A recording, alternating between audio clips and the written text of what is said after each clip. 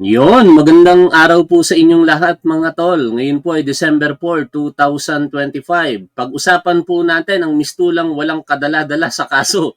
Ang dating senador Bong Revilla. Kasi kahapon po sa balita, ayon po sa ICI, nire-recommenda po nilang sampahan ng kaso for plunder at iba pa. Ito pong si dating senador Bong Revilla.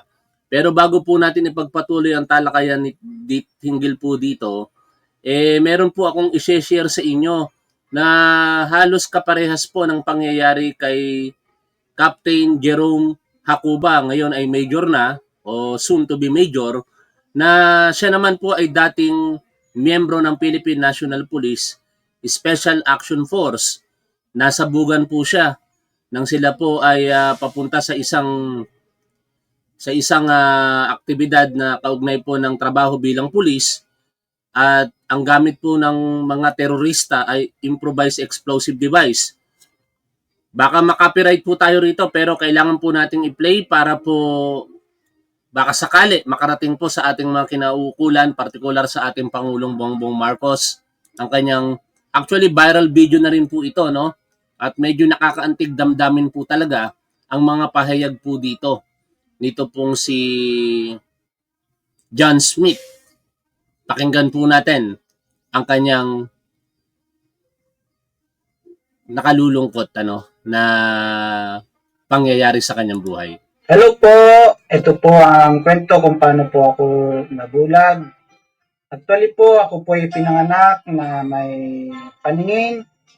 Namulatan ko po ang hirap ng buhay. Ngunit sa pagsisikap at pagpupursige, ako po ay nakapagtapos sa pag-aaral.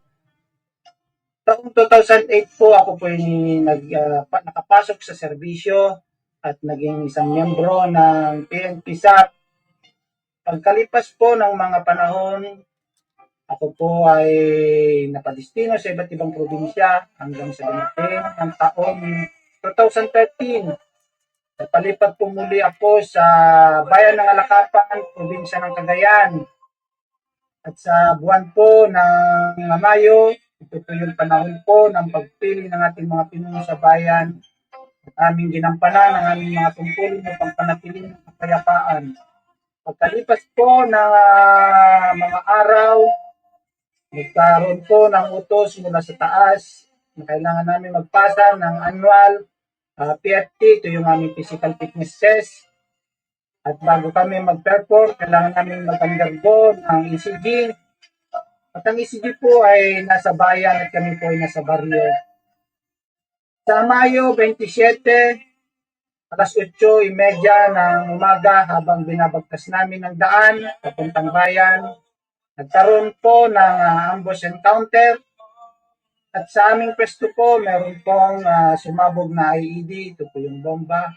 Nasanhi po ng aking pagkabulag at muntikan pagkawala ng aking buhay. Mahigit isang taon po ako na nasa ospital at nag-recover. At dumating po yung araw na ako po'y lumabas na at muli namang harapin ang mundo. Yung transition, yung adjustment, napakahirap po, napakasakit, napakabigat ko sa kalooban. Ngunit ako po ay lumaban dahil tagilan ko na nandiyan ang ating pamilya. Hindi ko ako sinukuha ng aking asawa. Nandiyan din po ang aking anak. Kasi itong pinagugutan ko po ng aking lakas. Pasensya na po. Okay po.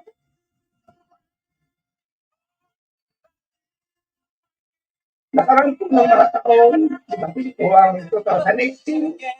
Binayaan po muli kami ng isang anak. Ako po ay naging masaya. Sa iyong mapaglaro po ang mundo. Dahil ipinanganak po siyang meron congenital disease. Dahil isang buwan lang po na nasa mundo. Muling dinahil po sa amin. At muli na naman bumalik ang sakit sa aking isip. Dumating po ang 2019. Nagkaroon po ako ng karamdaman, na-diagnose po ako may anxiety disorder. Dahil kahit anong patag, kailangan, nagkakaroon po talaga ng kahinaan. Ngunit dahil sa uh, pagiging matatag ay nalagpasan ko ang mga sulit na yan dahil sa dumating po ng 2024. Nagkaroon po muli ng ngiti sa aking mga labi. Nagkaroon ng saya ng buhay ko ng biyayaan muli kami ng isang anak. Ito yung aking anak na kasama ko ngayon sa aking video at aking picture na nagbibigay din sa akin ng inspirasyon upang magpatuloy dito sa buhay. Sinasok ko po ang mundo ng vlogging, mga idol, upang kapaitin muli ang aking kapalaran. At nagpapasalamat po ako sa lahat na nag-follow, mga nag-like, mga share at commenters, at yung mga sender, at mga subscriber. Nawala akong sawang patuloy na sinusuporta sa akin. Isang pagpupulay po para sa inyo mga idol. Maraming salamat po sa inyong lahat. At sa lahat po na nakakapanood ito, pinag-share nyo po sana video ko. Yan po ang dati nating kasamahang pulis sa serbisyo. Ay parehas na pala kami wala sa serbisyo. Ang kanyang page po ay Ryan Page, and I hope gumawa din po siya ng YouTube channel, no? At i-follow po natin siya. Meron na po siyang 69,000 followers so far. Kung nangyari ang miracle sa buhay ni Captain Jerome Hacuba na for just 2 days from 200,000 plus followers, ngayon ay mahigit sa kalahating milyon na. Baka ganun din ang mangyari dito kay Ryan Page, ano? Nakakaantig yung kanyang kwento kasi ang hirap talaga ng mawalan po ng mga mata, mawalan ng paningin. At a little backgrounder lang, ang sitwasyon kasi nitong si Ryan Page, category P4 po siya.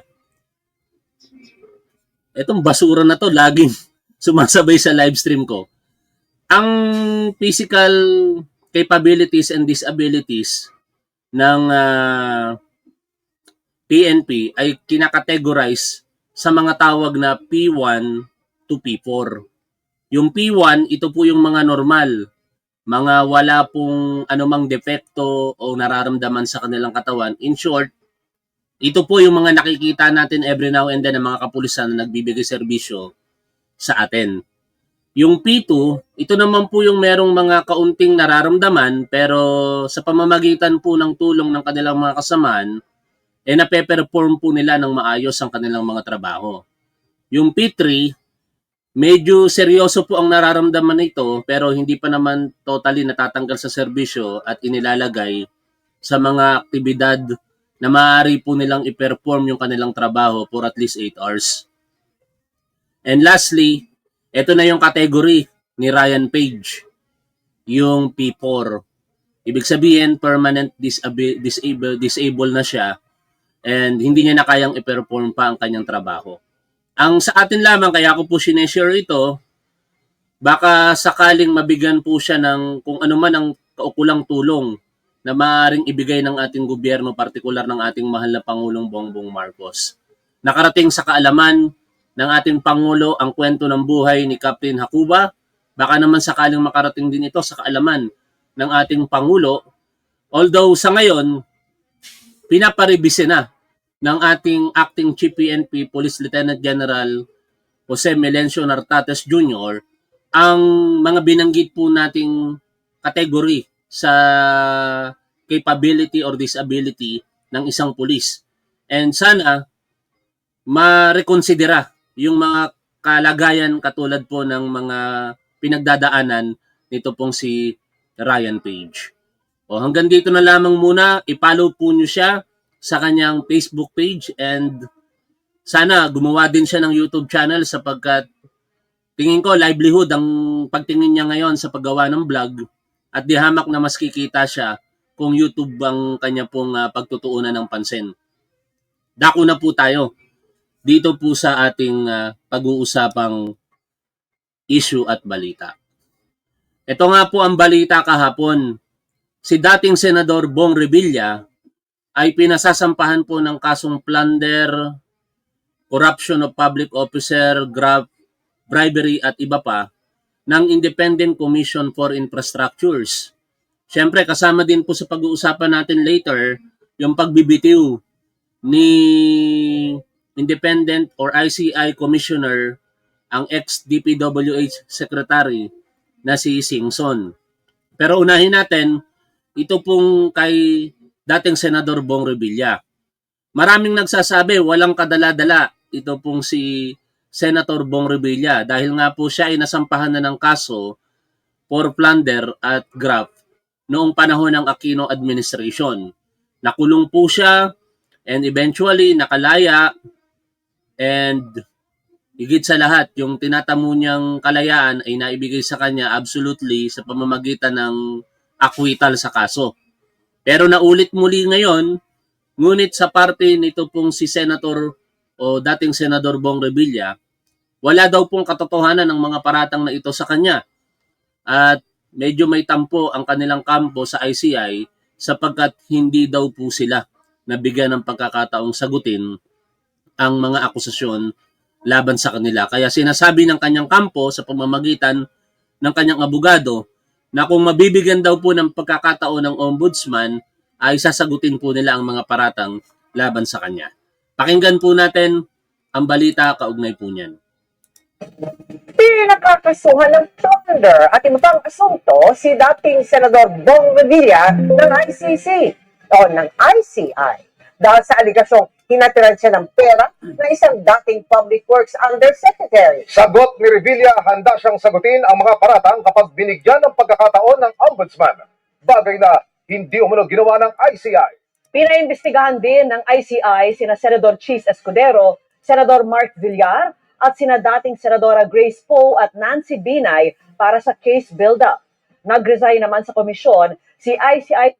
Yung mga binanggit na ibang senador at dating senador, wala pang kasiguruhan kung ito po'y masasampahan ng kaso. Kasi kung matatandaan po ninyo, ganito din yung naging sitwasyon kay dating Speaker Martin Romualdez. Nang ito po ay i-forward ng ICI, yung mga reklamo laban sa kanya sa ombudsman for further investigation ang sinasabi po nila. At dito nga po kina Chis Escudero, Mark Villar, Nancy Binay, Grace Poe, even pati si na Joel Villanueva at Jingo Estrada, titingnan natin kung ano ang magiging action dyan ng ombudsman. Pero pauunahan na natin kasi kapag ka mauwi po ito sa kawalan ng kaso sa mga binabanggit na individual, malamang sa malamang madidismaya po ang taong bayan dito.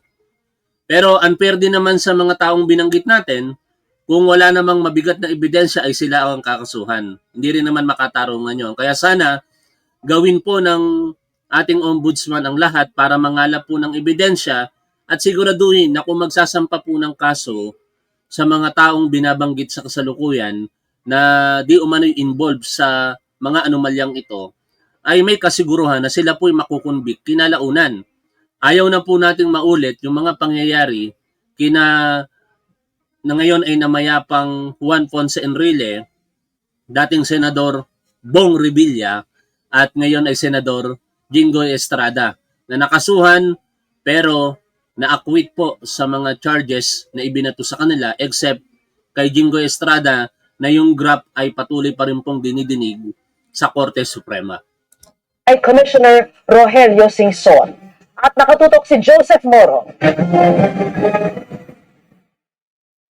Si dating Senador Bong Revilla ang pinakamalaking pangalan sa ikawalong referral sa Ombudsman ng Independent Commission for Infrastructure o ICI. Ang rekomendasyon ng ICI katuhan siya at siyam na iba pa ng plunder, direct o indirect bribery at corruption of public officials. Ang hustisya ay stricto. Ilan sa mga pinagbasehan ng rekomendasyon ng ICI ay yung mga sinumpaang salaysay ni dating DPWH Undersecretary Roberto Bernardo na isinumite niya sa komisyon. Kapag harap niya noon sa Senado, sinabi ni Bernardo na personal siya naghatid ng kahong-kahong pera kay Revilla sa bahay nito sa Cavite noong 2024. 125 million pesos daw ang kanyang dinala noon. Iba pa raw ito sa 250 million pesos na hinatid rin daw niya sa bahay ni Revilla bago magsimula ang kampanya para sa 2025 elections. Medyo mabigat ito kasi ito pong nagsasalita na si dating Undersecretary Roberto Bernardo. Personal knowledge po ang kanyang sinasabi dito. No, na siya mismo ang personal na nagdala ng pera at ito ang medyo magpapatibay pa sa mga alegasyon niya. Yung personal na sirkumstansya sa pagitan po nilang dalawa. No, bagamat ito ay hindi direktang nagsasabi ng krimen pero maaaring magpatibay ito sa kredibilidad na si Yusek Bernardo ay nagsasabi ng totoo.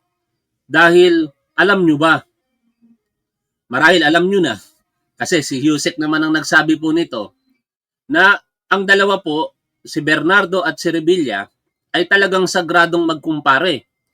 Ang anak ni Bong Revilla ay inaanak ni Roberto Bernardo at ang dalawang anak ni Roberto Bernardo ay inaanak naman ni Bong Revilla. Kaya medyo mabigat para po sa isang magkumpare na ilaglag mo ang kumpare mo kung hindi ka nagsasabi ng katotohanan. Emosyonal nga itong si Roberto Bernardo nang binabanggit niya ang mga revelasyon na yan sapagkat marahil tinitingnan niya yung napakalalim na samahan po nila bilang magkumpare at ninong ng kanilang mga anak. Sa isang pahayag, sinabi ng tagapagsalita ni Revilla na kahit handang humarap sa ICI, hindi raw binigyan si Revilla ng pagkakataong magsalita para depensahan ang sarili. Yan naman ang medyo nakakapagtaka sa ICI. Kung totoo po ang alegasyon ng Revilla Camp, bakit hindi nila pinatawag si dating Senador Bong Revilla? Nagawa nilang ipatawag si Grace po. Pero kay Bong Revilla hindi nila pinatawag. Kaya tuloy, nagagamit ngayon yung sitwasyon na yon para sabihin na parang nawala ang due process dito kay Bong Revilla dahil hindi nila dininig ang panig nito. Pero alam niyo hindi naman masyadong makakaapekto yan Kasi ang katotohanan, wala namang prosecutorial power ito pong ICI. Ang magagawa lang nila ay irekomenda masampahan ng kaso and eventually ang magpo-prosecute ay ang ombudsman.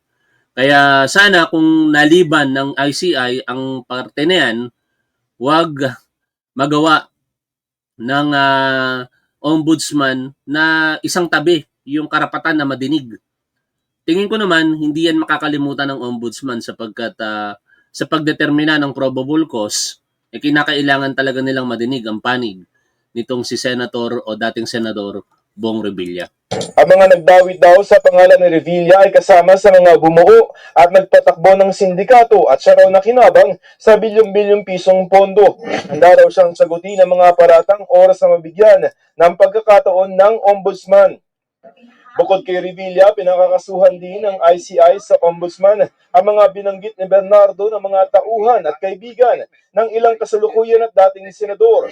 Kabilang dyan ang kaibigan at campaign donor ni Senador Chis Escudero na si Maynard Ngu, pinsan ni Senador Mark Villar na si Carlo Villar, di dating Senador Nancy Binay na si Carlene Yap Villa, staff ni dating Senador Grace Po na si J.Y. De La Rosa at isang Mrs. Patron.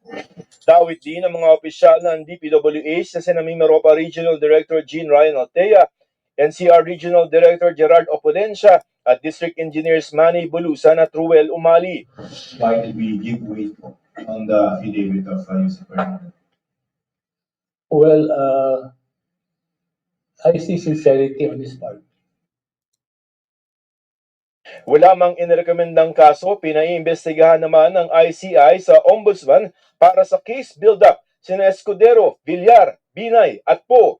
Sa salaysay ni Bernardo, sinabi niya naghatid siya ng kabuang 280 million pesos para kay Escudero na inihatid niya sa building na pagmamay-ari ni Ngu. Si Villar naman kumikbak umano sa mga pondo sa maintenance ng mga creek at iba pang daanan ng tubig, pati na raw ang pondo para sa EDSA. Ang komisyon idinaan raw sa pinsan nitong si Carlo. Si Binay aabot naman daw sa 15% ng di umano'y kickback na kinukubra raw ng aid nitong si Yap Villa.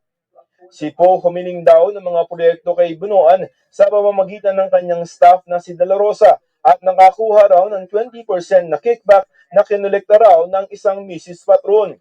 Sabi ngayon ni po, ang rekomendasyon ng ICI ay patunay na walang katotohanan ang mga bintang ni Bernardo at walang ebidensyang susuporta sa paghahain ng kaso laban sa kanya. Sinisikap pa naming makuha ang pahayag ni Escudero, Villar at Binay, pero dati nilang itinanggi ang mga paratang ni Bernardo.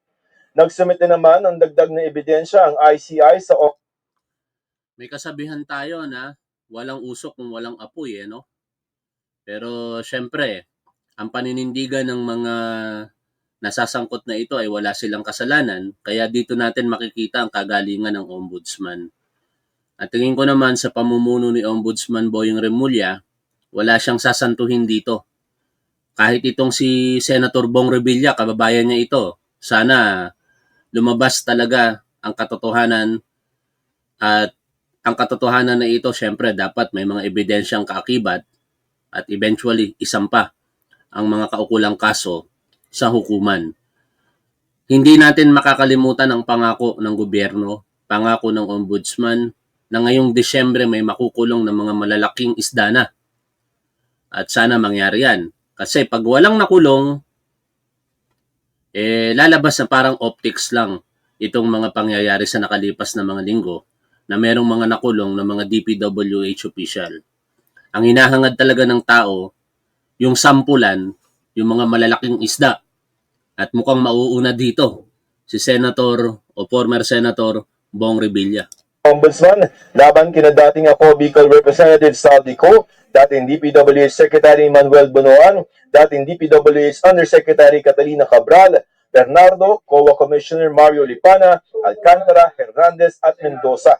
Sa gitna nito, inanunsyo naman ni Justice Reyes na nag-resign na si ICI Commissioner at dating DPWH Secretary Rogelio Singson epektibo December 15, pero posible namang hanggang December 31 pa siya manatili sa komisyon. He mentioned the very intense and stressful ICI work has taken its toll on this aging body. Hinihingan pa namin ang pahayag ang 77 years old na si Singson. Ayon kay Reyes, hindi naman raw maapektuhan ang pagre-resign ni Singson ang trabaho ng ICI at depende sa Pangulo kung tatanggapin pa. We can continue investigative work on a table basis, not hearing basis. Umupo pa si Singson kanina sa hearing ng ICI kung saan humarap sina Pasig Lone District Representative Roman Romulo at Bulacan 1st District Representative Danilo Domingo. Pero humingi sila ng executive session sa ICI kaya hindi ni-live stream ang kanilang testimonya. Kapwa sila idinawit ng mag-asawang Diskaya na umano'y humingi ng kickback, bagay na itinanggi ng dalawa. They're DPWH, sa amin po yun. Hindi po yung staff ko. Sila po ang DPWH sa Pasig po. Yes, hindi nila Pasig, yung buong district. Authorized? No, I've never authorized anyone. Yung tinatanong, di ba? Wala po. Yung nagsasalita si Congressman Romulo namin dito sa Pasig, hindi po siya pumayag na ma-live stream yung kanyang pagdalo sa ICI, which is sa party natin, maaaring hindi tayo sang-ayon doon dahil mas maganda kung nalalaman ng publiko. Pero ang katuwiran kasi nila, may mga impormasyon daw na maglalagay sa alanganin sa kanya bilang kongresista, partikular sa kanyang personal na buhay. Wala tayong magagawa, pinagbigyan ng ICI, kaya aasa na lamang muli tayo sa mga press release ng ICI tungkol sa kanilang isinagawang executive session sa dalawang kongresista. Hindi lang naman kasi itong si Romulo ang humingi ng executive session yesterday, kung hindi yung isa pa na hindi ko matandaan ang pangalan. At kaugnay nga po ng pagbibitiw nitong si Babe Singson bilang commissioner ng ICI, meron pong mga kumakalat, malamang sa malamang pinapakalat ng mga galit sa administrasyon ang isang maling impormasyon. Sinasabi po doon na kaya daw po nag-resign ang dating DPWH secretary na ito na si Babe Singson ay dahil daw po ang nag-appoint daw po sa kanya ay yung dating o yung adik. Basahin ko po yung particular na post ni Professor Contreras. A quote is circulating claiming that Babe Singson supposedly said the mastermind of corruption is the one who appointed him, yung adik, and that he wouldn't risk his life to solve Malacanang's problem. Yan po yung pinapakalat ngayon na ginamitan pa po ng quote card ng News 5. Pero yan po ay walang katotohanan. Wala pong sinasabi si Babe Singson in public na yan ang dahilan. No?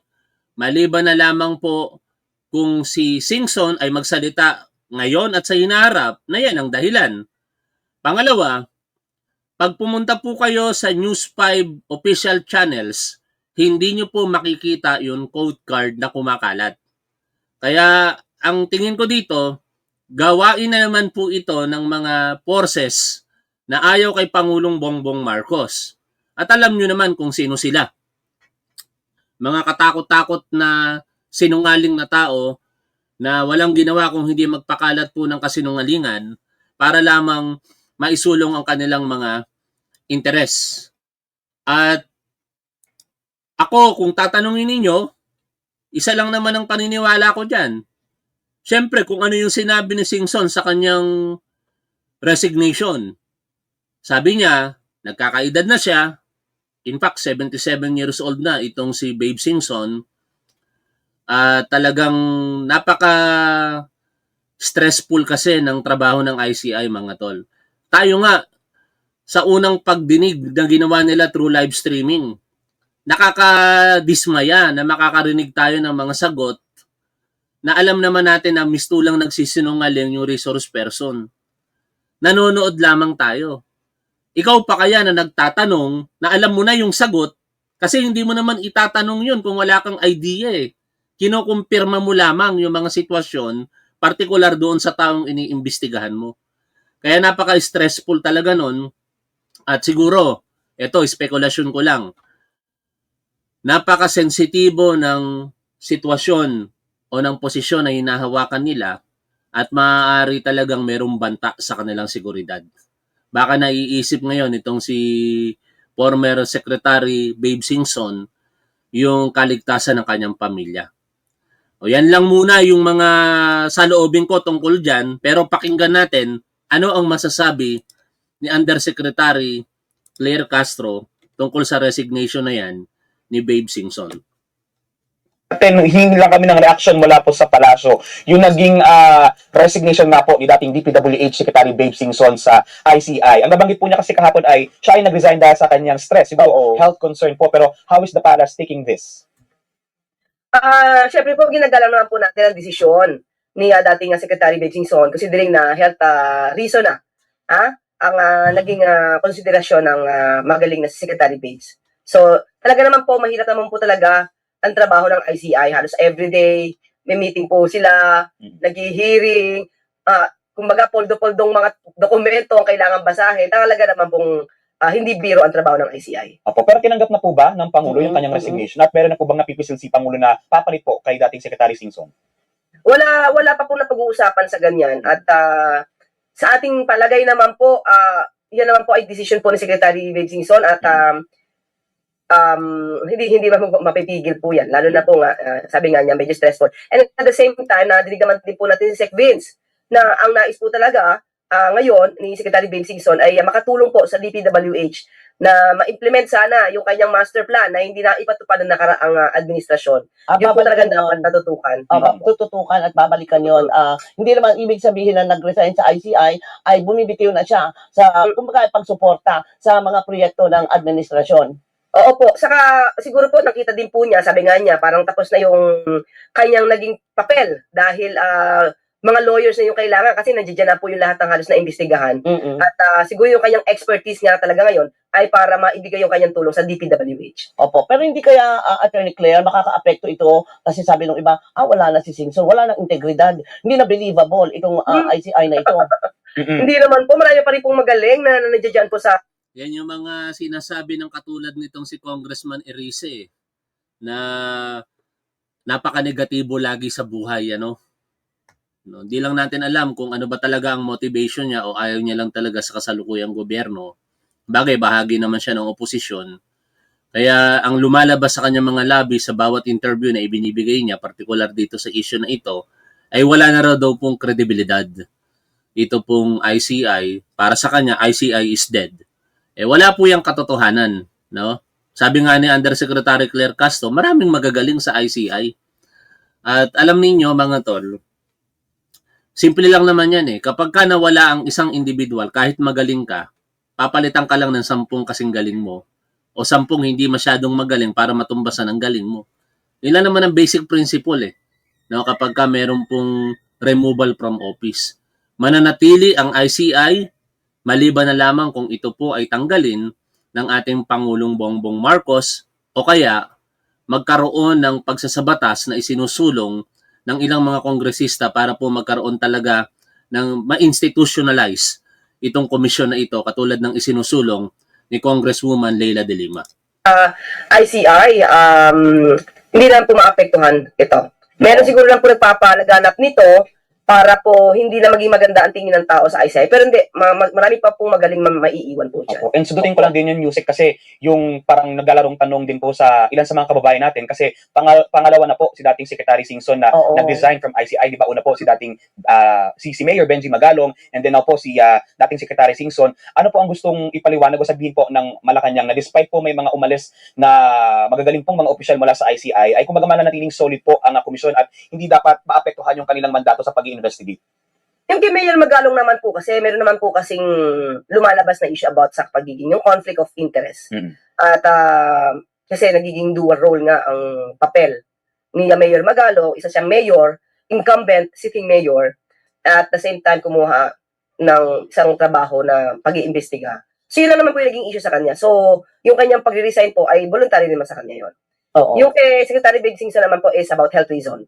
So still, sabi nga natin, nanatili naman din po na marami pa rin pong mga magagaling at magigiting na namumuno dito sa ICI. So, wag po nating haluan pa ng iba kasi medyo malisyoso po Huwag maging malisyoso. Huwag niyong haluan ng kung anong-anong negatibong aspeto itong ginagawa po ng ICI. Kung talagang mahal ninyo ang bansa, mahal ninyo ang kapwa ninyo Pilipino, tumulong kayo para bigyan ng solusyon ang problema sa korupsyon. Hindi yung ibabagsak nyo pa, hihilahin nyo pa yung mismong mga tao na lumalaban sa korupsyon. Hanggang dito na lamang muna mga tol. Maraming salamat po sa patuloy ninyong pagsuporta sa ating programa, sa ating Pangulo, sa ating gobyerno. Shoutout po sa inyong lahat. Lagi po nating tandaan kung ano ang tama at dapat, doon po tayo. Keep safe. See you always. Bye for now mga tol.